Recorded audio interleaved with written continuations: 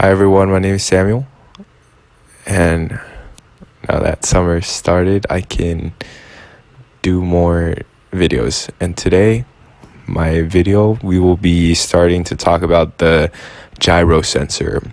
And in the FLL, I've used the gyro sensor, but we didn't really fully understand it because we weren't very sure. Today, our programming will use 2 blocks. All of them will be having to do with the gyro sensor, and it will let you sense and accurately see how many degrees you want to turn. If you wanted to turn 90 degrees, for example, then you could put it in and it will turn 90 degrees.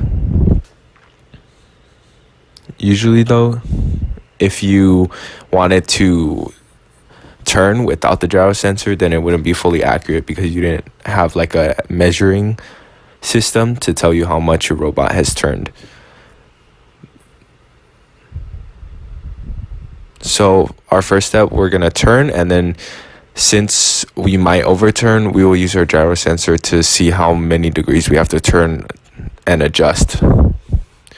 One of the most important things is that you have to place the gyro sensor flat so it will be an accurate measurement.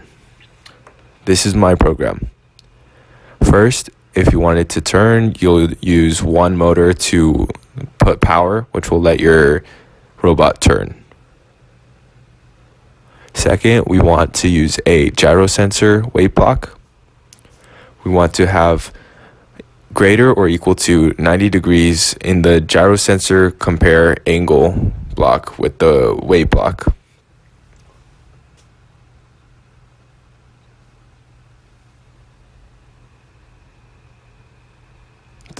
The second block, after this, we want another block that tells our motor to stop.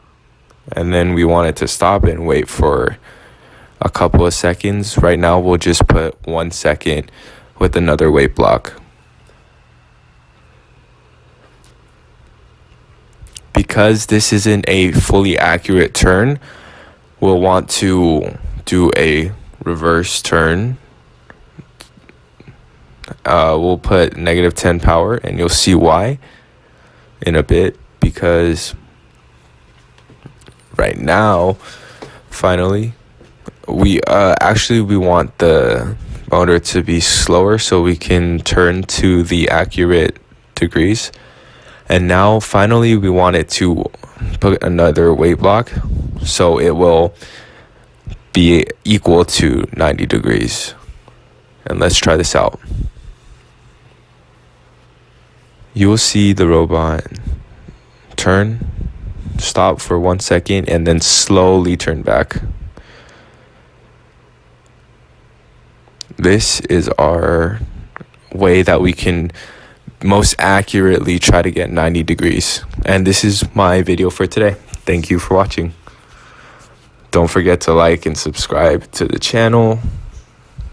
And if you want to see any more programming videos, you can put it in the comment section, and we will try to get back to you as soon as possible.